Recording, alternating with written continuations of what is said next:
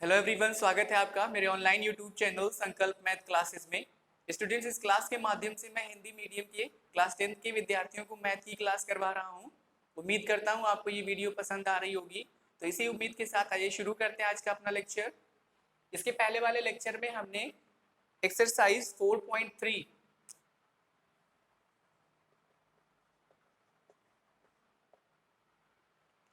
उसके 4 questions complete कर लिए हैं। मुझे उम्मीद है वो आपको समझ में भी आया होगा। आज हम एक्सरसाइज 4.3 का जो 5वां क्वेश्चन है उसे सॉल्व करते हैं। तो देखते हैं क्या है क्वेश्चन। एक क्लास टेस्ट में शेफाली के गणित और अंग्रेजी में प्राप्त किए गए अंकों का योग 30 है। यदि उसको गणित में 2 अंक अधिक और अंग्रेजी में 3 अंक कम मिले होते तो उसके अंकों का गुणनफल 210 होता।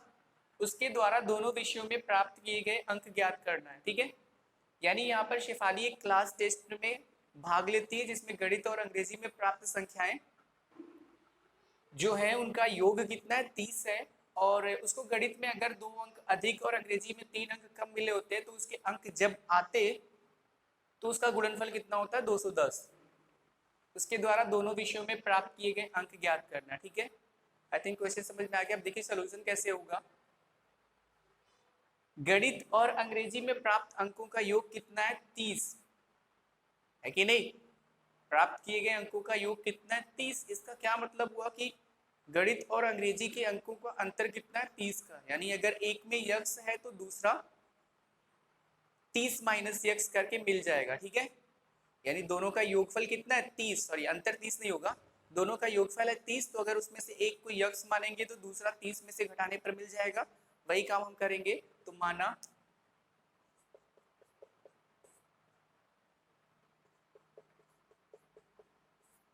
गणित में प्राप्त अंक जो है वो है यक्स, तब अंग्रेजी में प्राप्त अंक कितना हो जाएगा, 30 माइनस यक्स। क्योंकि 30 अंग्रेजी और गणित दोनों में जो अंक मिलते हैं उनका योगफल 30 है। यहाँ देखिए प्राप्त किए गए अंकों का योग 30 है, इसलिए अगर गणित में प्राप्त अंक यक्स है तो अंग्रेजी में प्राप्त अंक क्या होगा, 30 माइनस यक्स। ठीक है, अब देखिए प्रश्नानुसार उसमें क्या कहा गया है।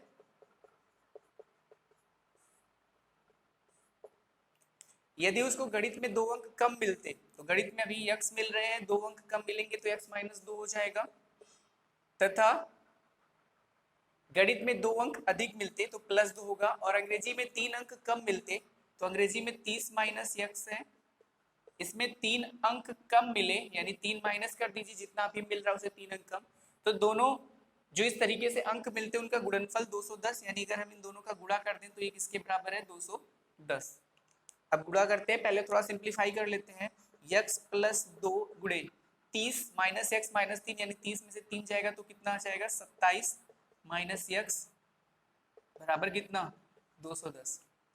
गुणा करिए, देखिए कितना आता है। तो यक्स और 27 का गुणा 27 यक्स होगा। फिर यक्स और यक्स का गुणा plus minus minus x square हो जाएगा। फिर प्लस और प्लस 27 दूनी होता है 54। और फिर प्लस माइनस माइनस 2 और यक्स का गुणा 2 यक्स हो जाएगा बराबर कितना, 210। तो ये हो गया कितना, माइनस यक्स स्क्वायर। घातों को अवरोही क्रम में ही हम सेट करते हैं, तो माइनस एक्स स्क्वायर। फिर 27 यक्स माइनस 2 यक्स यानी प्लस में 27 है तो 27 यक्स प्लस में फिर माइनस 2 यक्स फिर प्लस में 54 यानी 54। और इसको जब हम इस तरफ लाएंगे तो 210 माइनस में हो जाएगा 210 बराबर कितना, 0। ये हो गया माइनस एक्स स्क्वायर प्लस 27 में से 2 जाएगा तो कितना आएगा, 25 यक्स। और फिर 54 प्लस में है और माइनस में 210 यानी विपरीत चिन्ह में है, तो फिर इसका अंतर लिखा जाएगा।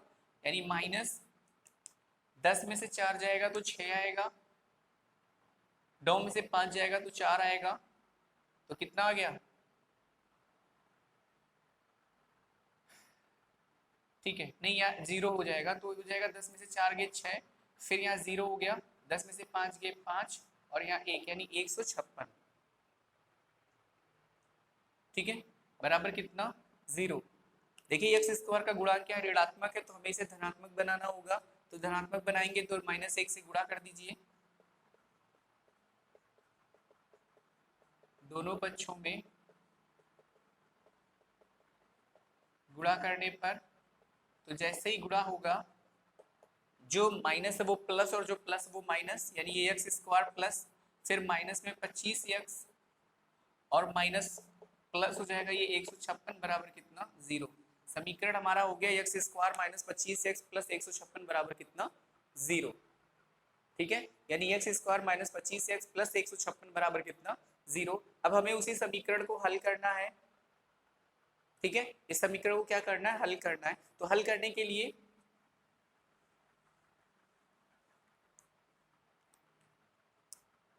हम द्विघाती सूत्र इस्तेमाल करते हैं, यूज करते हैं। एक्स स्क्वायर यानी a गुणांक हो जाएगा 1 और x का गुणांक यानी b है माइनस में 25 और फिर c कितना है 156। हम इसका गुणनखंड विधि से भी कर सकते हैं, तो हम गुणनखंड विधि से ही कर लेते हैं, क्योंकि जब हम बी स्क्वायर माइनस 4ac यानी जब हम फार्मूला लगाएंगे तो काफी बड़ा गुणनफल काफी बड़ा आएगा, फैक्टर काफी बड़े होंगे, इसलिए हम इसे क्या करते हैं ब्रेक करके ही लगा लेते हैं, जल्दी हो जाएगा। ठीक है,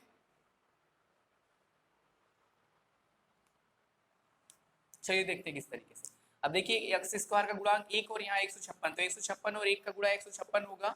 156 का गुणनखंड कर लेते हैं अभाज्य, फिर यहाँ से संख्याएं हमें मिल जाएंगी 2 7 14 2 8 16 2 3 6 2 9 18 और फिर 13 3 39, 13 खुद अभाज्य संख्या है तो फिर 13 से ही कटेगा, 13 1 कम 13, हमको 25 चाहिए, तो 3 दूनी 6 दूनी 12, 12 13 25 होगा, बिल्कुल सही। तो फिर ये हो गया एक्स स्क्वायर माइनस इस 25 के स्थान पे हम लिख सकते हैं 12 प्लस 13 इंटू एक्स और प्लस 156 बराबर कितना 0। देख लीजिए 12 और 13 को जोड़ेंगे तो 25 आएगा और 12 और 13 का गुणनफल 156 के बराबर होगा। ठीक है, ये चीज हमने पहले भी सीखी है, तो इसमें आपको काफी दिक्कत नहीं आएगी, बिल्कुल भी दिक्कत नहीं आएगी।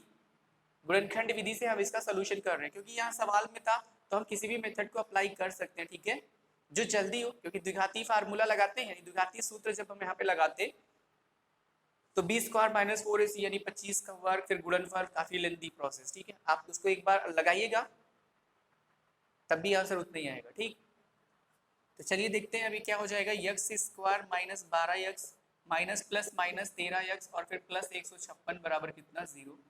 यहाँ x को उभयनिष्ठ करेंगे तो माइनस 12, यानी x कॉमन करने पर माइनस 12, फिर माइनस 13 को जब यहाँ कॉमन करेंगे तो x और ये माइनस प्लस माइनस कितनी बार जाएगा 12 बराबर कितना 0, यानी x माइनस 12 पूरे में से उभयनिष्ठ है तो बचेगा x माइनस 13 बराबर कितना 0। ठीक है, एक सेकेंड, यहाँ माइनस, ये माइनस 156 है, नहीं सॉरी प्लस में, ये चेंज हो चुका है। ठीक है, प्लस में ही, क्योंकि ये वाला है, मैंने गलती से इसको देख लिया, ये वाला है, चेंज होने के बाद माइनस 1 से गुणा प्लस 156 ही है। ठीक है, तो ठीक, तो यहाँ पर x कॉमन किया, x माइनस 12 माइनस 13 जब कॉमन हुआ तो x minus 12 equals to 0, x minus 12 दोनों जगह कॉमन कर लीजिए x माइनस 13। फिर यहाँ से जब हम इसको सॉल्व करेंगे तो जब x माइनस 12 बराबर 0 तो 12 इस तरफ जाएगा, x बराबर कितना जाएगा 12, तथा जब x माइनस 13 बराबर 0 तो 13 इधर जाएगा तो x बराबर कितना आ जाएगा 13। ठीक है, यानी x के दो मान, एक 12 और एक क्या आ गया 13। ठीक है, 12 13। अब देखिए यहाँ पे क्या है, इसके पहले जो हमने माना था गणित में अंकों की संख्या x हमने माना था और इंग्लिश में यानी अंग्रेजी में 30 माइनस x आया था, तो हम लिखेंगे अतः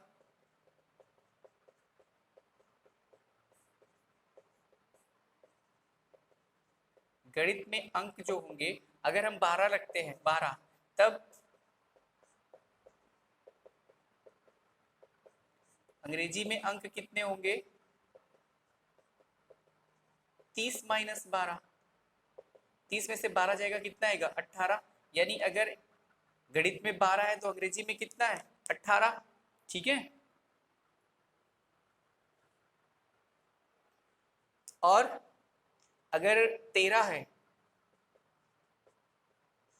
गणित में अंक कितना है 13, तब अंग्रेजी में अंक कितना आएगा 30 माइनस 13, यानी 10 में से 3 गए 7 और यहाँ पर 2 में से 1 गए 1 यानी 17। अगर गणित में 13 है तो अंग्रेजी में कितना आएगा 17। अब देखिए यहाँ पर कौन सी कंडीशन सटीक होती है, इसने बोला था कि गणित में अगर हम 2 अंक बढ़ा दें, गणित में कितने अंक बढ़ा दें, 2 अंक, तो 2 अंक जब बढ़ाएंगे, मान लीजिए हमारा पहला वाला आंसर है 12 और 18, तो अगर हम गणित में 2 अंक बढ़ाएंगे तो 12 और 2 कितना हो जाएगा, 14। अंग्रेजी में 3 अंक कम करना है तो 18 में से 3 घटाएंगे तो 15। अब इसका गुणनफल कितना आएगा, 15 चौके 60, और फिर 15 एक कम 15, फिर 6 5 21 यानी 210। फिर दूसरा देखते हैं 13, 2 अंक बढ़ाएंगे तो 15 और 17, 3 अंक घटाएंगे, अगर 3 अंक कम मिलेंगे तो 17 में से 3 जाएगा, कितना आएगा, 14। तो इसका भी गुणनफल कितना है, 210। तो दोनों का गुणनफल कितना है, 210। तो गणित में अंकों की संख्या 12 या 13 में से कोई एक हो सकती है, और अंग्रेजी में भी अंकों की संख्या 18 और 17 में से कोई एक हो सकती है। ठीक है, इसका मतलब आंसर में हम दोनों लिख देंगे। गणित में अंक जो मिलने वाले अंक है, संभावित अंक जो है वो 12 या 13 में से कोई भी एक मिल सकता है, और अंग्रेजी में 18 और 17 में से कुछ भी मिल सकता है। ठीक है, तो उसके द्वारा दोनों विषयों में प्राप्त किए गए अंक जो है, दोनों विषयों में प्राप्त किए गए अंक क्या है, या तो 12, 18 या फिर 13, 17। ठीक है, यानी या तो उसे 12 और 18 अंक मिले होंगे या फिर 13 और 17 अंक मिले होंगे। ठीक है, तो इस तरीके से आप आंसर लिख दीजिएगा। ठीक, आई थिंक आपको समझ में आ गया होगा। Very good.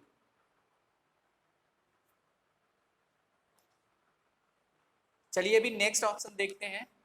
नेक्स्ट ऑप्शन नहीं, नेक्स्ट क्वेश्चन यानी छठा क्वेश्चन देखते हैं। Question number 6।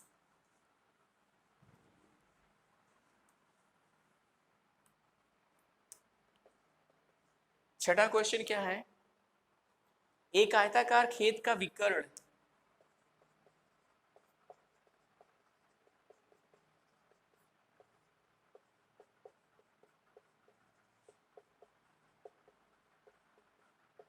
एक आयताकार खेत का विकर्ण जो है उसकी छोटी भुजा से 60 मीटर अधिक लंबा है।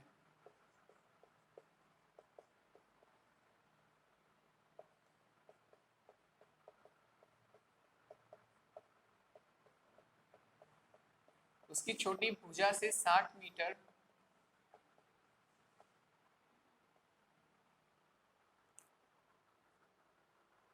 अधिक लंबा है।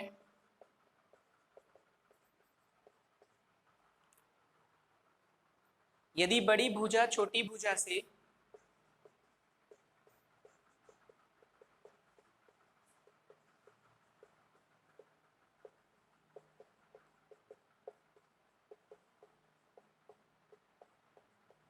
यदि बड़ी भुजा छोटी भुजा से 30 मीटर अधिक हो,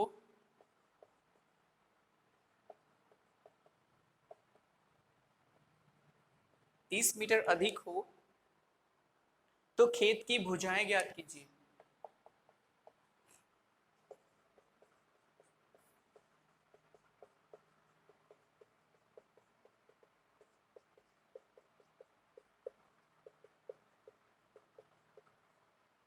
ठीक, यानी एक आयताकार खेत है जिसका विकर्ण जो है उसकी छोटी भुजा से 60 मीटर अधिक लंबा है। यदि बड़ी भुजा जो है वो छोटी भुजा से 30 मीटर अधिक हो तो खेत की भुजाएं हमें ज्ञात करनी है। ठीक है, तो देखिए यहाँ पर एक रफ फिगर बनाते हैं आयताकार खेत का कुछ इस तरीके से। इसमें ये छोटी भुजा है, हम इसे यक्स मानते हैं। तो बड़ी भुजा, यहाँ क्या बोला है, बड़ी भुजा छोटी भुजा से 30 मीटर अधिक यानी प्लस 30, यानी यक्स प्लस 30 मीटर हो जाएगी। विकर्ण यही होता है विकर्ण। ठीक है, विकर्ण जो है वो छोटी भुजा से 60 मीटर अधिक है, यानी ये यक्स प्लस 60 मीटर हो जाएगा। तो हमने माना क्या, माना छोटी भुजा की लंबाई जो है, छोटी भुजा की लंबाई वो यक्स मीटर है। तब बड़ी भुजा की लंबाई कितनी होगी, यक्स प्लस 30 मीटर, तथा विकर्ण की लंबाई क्या हो जाएगी, यक्स प्लस 60 मीटर।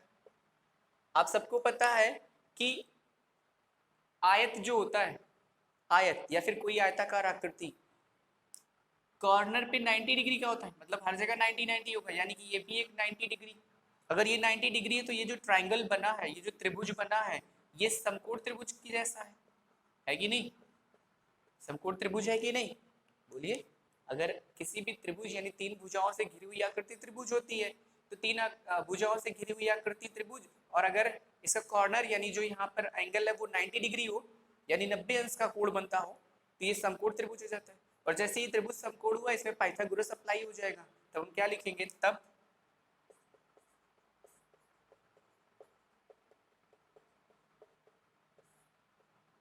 पाइथागोरस प्रमेय से। पाइथागोरस प्रमेय क्या है, कर्ण का वर्ग बराबर लंब का वर्ग धन आधार का वर्ग। कर्ण है x प्लस 60 तो x प्लस 60 का वर्ग, लंब है x तो x का वर्ग, आधार है x प्लस 30 तो x प्लस 30 का वर्ग। ठीक है, तो इस तरीके से हो गया।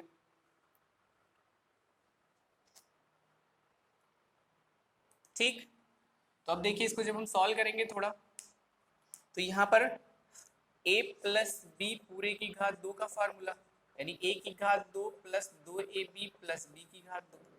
सर्व समीकरण हमने पढ़ी, हमें याद भी है, a प्लस बी पूरे की घात 2 यानी a plus B square, a square plus 2ab plus B square. ये चीज यहाँ हम अप्लाई करेंगे x प्लस 60 यानी यहाँ a और ये b यानी प्रथम और द्वितीय पद, फर्स्ट और सेकंड टर्म, वही यहाँ भी अप्लाई होगा।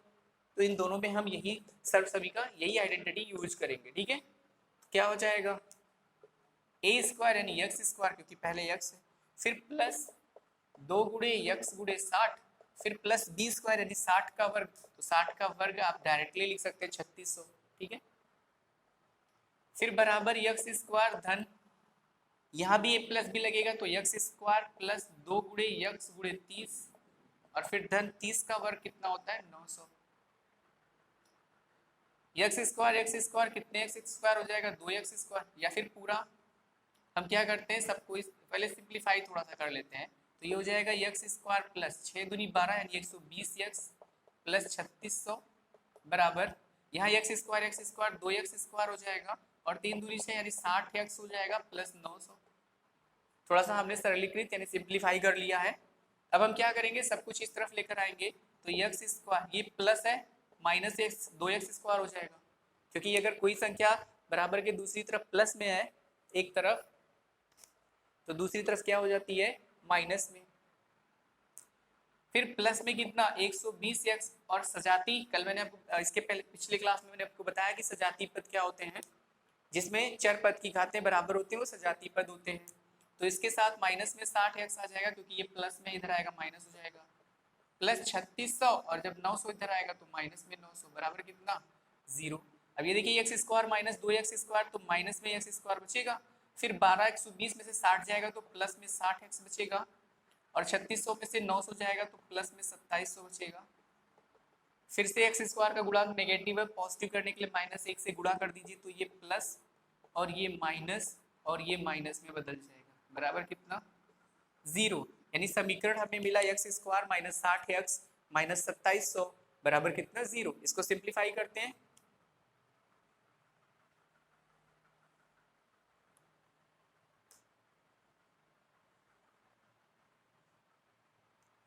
तो ये हो जाएगा x स्क्वायर माइनस 60 और 27 तो 2700 का गुणनखंड 90 30 यानी 90 में से अगर हम 30 को माइनस करेंगे तो कितना आएगा 60 और 90 और 30 का गुणा कितना होगा 9 3 2700। ठीक है, हम इसे अप्लाई कर सकते हैं। आप अगर डायरेक्ट नहीं कर सकते हैं तो इसके पहले मैंने आपको बताया था गुणनखंड करना, x स्क्वायर का गुणांक 1 है और ये 2700 का गुणा 2700 फिर 2700 का गुणनखंड करिएगा और उन्हीं अभाज्य गुणनखंडों में से संख्याओं को चुनकर कुछ इस तरीके से संख्याएं चुनकर ग्रुप में समूह बनाई जाएंगी जिससे गुणा करने पर हमको इसका और इसका गुणनफल ही मिले और घटाने या जोड़ने पर 60 मिले। पिछले लेक्चर्स में हमने अच्छे से पढ़ा है, आप उसको एक बार फिर से देख लीजिएगा तो एकदम क्लियर हो जाएगा। ठीक है, तो ये हो जाएगा कितना माइनस 60 को हम क्या लिख सकते हैं 90 माइनस 30 इंटू x माइनस 2700 बराबर कितना 0। अब ये हो जाएगा x square minus 90x minus और माइनस का गुणा प्लस 30x माइनस 2700 बराबर कितना 0। यहाँ x कॉमन करेंगे तो x माइनस 90 और प्लस में 30 जब कॉमन होगा तो यक्स और 30 का पहाड़ा जो 27 हो यानी भाग करेंगे तो फिर 90 बराबर कितना 0। x माइनस 90 दोनों में कॉमन है, कॉमन कर लीजिए, फिर यहाँ बचेगा x और प्लस कितना 30 और बराबर कितना 0। फिर जब हमें आंसर लिखना होता है तो हम लिखेंगे जब x माइनस 90 बराबर 0, तो 90 जब इधर जाएगा तो x बराबर कितना आ जाएगा 90, तथा जब x प्लस 30 बराबर 0, तो जब ये इधर जाएगा तो x बराबर कितना आ जाएगा माइनस 30। चूंकि कर्ण यानी यहाँ पर जो हमें निकालने को बोला है क्या, खेत की भुजाएं ज्ञात कीजिए, तो खेत की भुजा यानी इस तरीके से अगर मैं बनाऊं फिर से, तो ये यक्स था और ये यक्स प्लस कितना 30, क्योंकि बड़ी भुजा 30 मीटर अधिक है, और विकर्ण से तो हमें लेना देना नहीं है क्योंकि विकर्ण हमें निकालना नहीं है, हमें केवल क्या बोला खेत की भुजाएं, तो खेत आयताकार है, आयत में केवल 2 भुजाएं होती हैं इस तरीके से, ये वाली और ये वाली, तो खेत की भुजाएं क्या हो जाएंगी यक्स। अब देखिए इसमें यक्स 90 और ये माइनस 30, तो दूरी कभी ऋणात्मक नहीं होती, इसलिए ये वाला क्या हो जाएगा अग्राह्य। अग्राह्य का मतलब इसे हम स्वीकार नहीं करेंगे क्योंकि नेगेटिव आ गया और दूरी कभी ऋणात्मक नहीं होती है, x बराबर 90 है, तो फिर x बराबर 90 यानी खेत की जो विमाएं होंगी, जो भुजाएं होंगी, हम आंसर में लिखेंगे अतः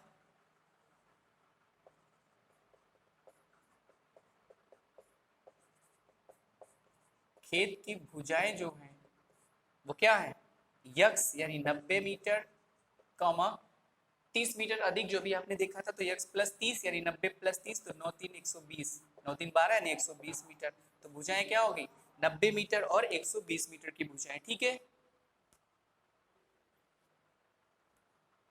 ठीक, आई थिंक आपको समझ में आ गया होगा। तो इस तरीके से जो 6 नंबर का क्वेश्चन था, छठा क्वेश्चन, वो भी हमने सॉल्व कर लिया। तो इस लेक्चर में हमने क्वेश्चन 5 और क्वेश्चन 6 को अच्छे से सॉल्व किया है। मुझे उम्मीद है कि आपको ये लेक्चर भी पसंद आया होगा। तो बाकी के क्वेश्चंस हम अगले वीडियो में सॉल्व करेंगे। अगर आपको ये लेक्चर पसंद है तो इस वीडियो को लाइक करिए, शेयर करिए, सब्सक्राइब करिए। मिलते हैं हम अपने नेक्स्ट वीडियो में, तब तक के लिए धन्यवाद।